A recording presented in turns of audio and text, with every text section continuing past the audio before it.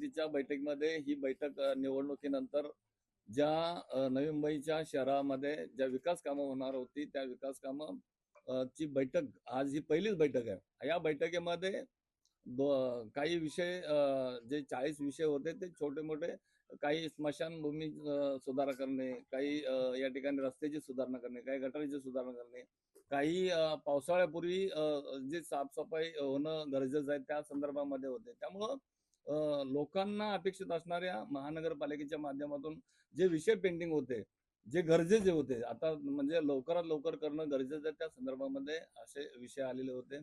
आणि या विषयामध्ये काही सदस्यांना सगळ्या गोष्टी ज्यांच्या प्रत्येकाच्या प्रभागामध्ये लोकहिताची कामं व्हायला हवी त्या संदर्भामध्ये आजची ही बैठक होती आणि ती बैठक 40 म्हणजे 1 तासामध्ये संपण्यात आली। आणि खरं पाहिलं तर प्रत्येक सदस्याला या नवी मुंबई शहरासाठी नवी मुंबईतली जी लोकहिताची कामं आहेत आणि जी आता तात्काळ करणं गरजेचं आहे, ती बऱ्याच दिवसापासून पेंडिंग होती। कारण नवी मुंबई महानगरपालिका झाल्यानंतर लगेच बजेट आणि बजेट नंतर ही पहिली सभा आहे।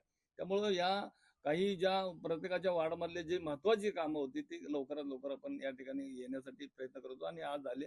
आणि याच्या पुढे आपल्याला प्रत्येक गोष्टीला म्हणजे सगळ्यांच्या वार्डमध्ये कामं चांगल्या पद्धतीनं ज्या लोकांना अपेक्षित आहे त्यामध्ये सगळ्यांना या ठिकाणी आपल्याला बघायला मिळतील। प्रशासनाकडून आलेले तातडीचे विषय काय नाही पटलावर आता कसं आहे की काही या संदर्भामध्ये प्रत्येक डिपार्टमेंटला ह्या गोष्टी म्हणजे एखादा विषय अति महत्वाचा असेल तर आपण नक्कीच त्याचं पहिलं प्राधान्य देऊन आपण त्याचं स्वागत करू।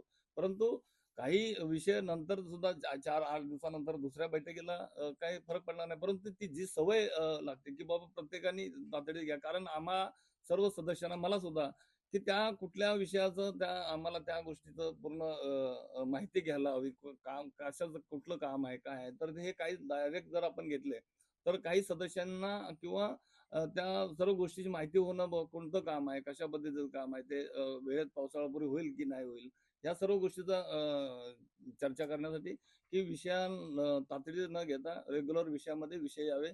जर एखादा अति महत्वाचा आरोग्याचा विषय असेल, दिव्यांग संदर्भात असेल किंवा ज्येष्ठांकरता असेल, जो महत्वाचा अति महत्वाचा असेल तो आपण तातडीने घेऊ शकतो। 10 दिवस झाले आज आरोग्यासारख्या महत्वाच्या याला मुख्य अधिकारी नाहीये, तर याच्यासाठी आपण आज चर्चा करू। बघा आज आपल्या माहितीकरता सांगतो, आरोग्य संदर्भामध्ये हा सगळ्यात गांभीर्याने घेतलेला हा विषय आणि सगळ्यांना त्या विषयाचं गांभीर्य आहे।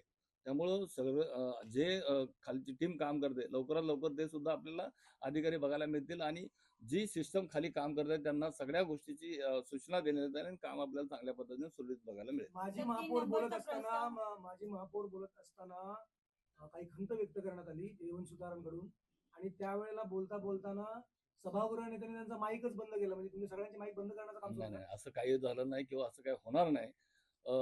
माजी महापौर साहेब दोन्ही सन्मान्य आहेत, एक सभागृह नेते साहेब आहेत आणि माझे माईक बंद करणं किंवा अशा काही गोष्टी आपल्या जरी आपण वेगळ्या अँगलने जर विचारलं तर असं काही नाहीये। रेकॉर्ड आहे माईक बंद नाही ठीक आहे ना, माईक म्हणजे त्यांनी आता तो मी बोलत असताना त्यांचा माईक बंद केला, माझा माईक चालू नव्हता म्हणून त्यांचा माईक बंद केला, असं काही बंद माईक कोणाचा बंद करण्याचा हेतू काही नाहीये। आणि दोन्ही सन्मान्य माजी महापौर आणि सभागृह नेते यांचा सन्मान आहे आणि त्यांच्या म्हणजे त्यांचा जो जुना अनुभव आहे त्या अनुभवाचं सगळ्या गोष्टी स्वागत करतो। महापौर मॅडम राहत नाही तिथे 48 लाखाचा एसी का बसवण्यात येतोय?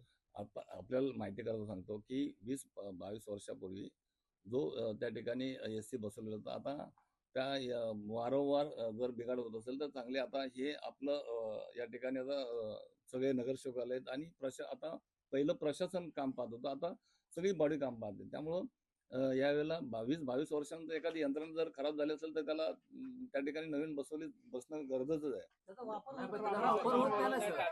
एक लक्षात घ्या, नाही तातडीचा रेग्युलर मध्ये येतो। सर ते गॅस निर्मिती महापौर मॅडम तिथे राहतच नाहीये, त्याच्याबद्दल नाही आता आपल्या माहिती करता सांगतो की 22 वर्षापूर्वी यंत्रणा बसवली होती आणि ती साहजिकच खराब होणार आणि आता तुम्हाला सगळ्या गोष्टी बघायला मिळतील ना। आता तर आपलं हे महापौर साहेब वगैरे आता बसले, त्यामुळे तुम्हाला सगळ्या गोष्टी चांगल्या पद्धतीने बघायला मिळतील। 3 नंबरचा प्रस्ताव का स्थगित करण्यात आला, काय कारण आहे?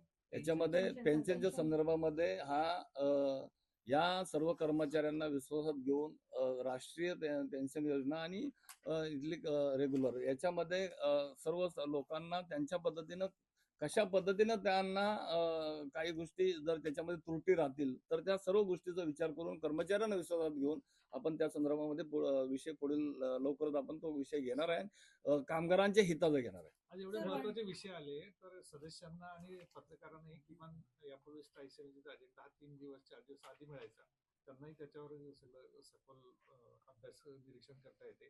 तर आता यानंतर आपण याच पद्धत काही सुधारणा होईल का? नाही नाही, आता ही बैठक सुद्धा हा अजेंडा जो दिलेला होता हा अजेंडा आपण वेळेत दिलेला होता आणि वेळेच्या अगोदर कुठल्याही प्रकारे अजेंडा म्हणजे वेळेतच प्रत्येकाला जो सभेचा महासभा असो किंवा स्थायी समिती सभा असो प्रत्येक सदस्याला जो नियमानुसार वेळ त्यांना अजेंडा जाणार आणि त्या पद्धतीनं तशा गोष्टी होणार.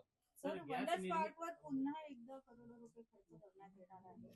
काय वाटतं तुम्हाला?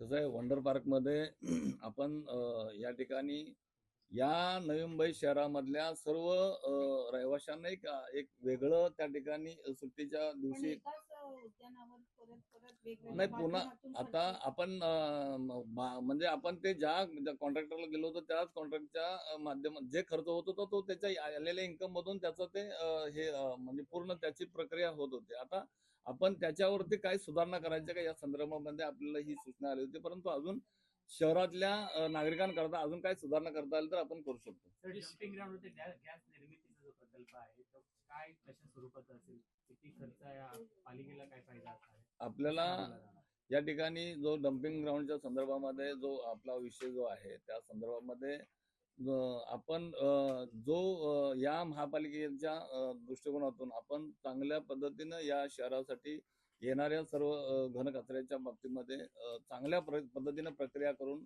जेणेकरून की महापालिकेचं त्याच्यामध्ये जास्त नुकसान होणार नाही या संदर्भात आपण लक्ष केंद्रित केलं. कसं निर्मिती केली जाणार आहे, कारण गॅसचा तुटवडा बाकी सगळ्या गोष्टी पालिकेला उत्पन्न मिळणार आहे, कसं राबवला जाणार आहे? या ठिकाणी आपण पाहता की जो पूर्वीचा जो अमृत हा कंत्राटदार होता त्याच्या आता जे आपण नवीन प्रक्रिया जे ज्यांना PRP वाल्यांना देतोय याच्यामध्ये त्यांची जी प्रक्रिया आहे ती आपण इतर म्हणजे याच्यापेक्षा आपल्या कमी दराने आपल्याला तो महापालिकेला गॅस मिळाला जाणार आहे आणि महापालिका त्याच्यामध्ये फायदा असल्यामुळं आपण पुढे भविष्यामध्ये कुठल्या गोष्टीचा गॅस तुटवडा होऊ नये आणि आपल्या महापालिकेचा फायदा हो या दृष्टीने आपण केलं.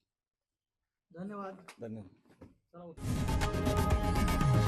लोकशाही मराठी ऐका, पहा, जागरूक रहा.